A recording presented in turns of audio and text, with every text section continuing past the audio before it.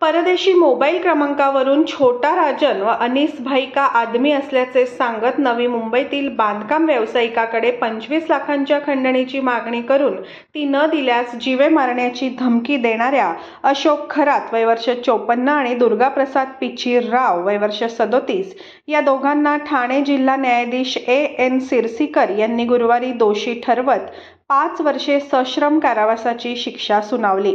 महाराष्ट्र नवनिर्माण सेनेचे नेते संदीप देशपांडे यांच्यावर झालेल्या हल्ल्यात आरोपी अशोक खरात याचा समावेश असून सद्यस्थितीत तो कारागृहात आहे। हल्ला झाला त्यावेळी आरोपी जामिनावर बाहेर होता अशी माहिती विशेष सरकारी वकील संजय मोरे यांनी दिली। आरोपी खरात आणि राव हे दोघे नवी मुंबईतील एका बांधकाम व्यावसायिकाला परदेशी आणि इतर वेगवेगळ्या क्रमांकांवरून फोन करीत होते। छोटा राजन आणि अनीस भाई का आदमी है असं बोलून खंडणीची मागणी केली जात होती। खंडणी न दिल्यास त्याच्याकडून त्या व्यावसायिकाला जीवे मारण्याची धमकीही दिली होती। त्यामुळे संबंधित व्यावसायिकांनी नवी मुंबईच्या खंडणी विरोधी पथकात तक्रार दाखल केली। या प्रकरणी रबाळे पोलीस ठाण्यात 2010 मध्ये खंडणीसह मोका अंतर्गत गुन्हा दाखल झाल्यावर पोलिसांनी त्यांना अटक केली।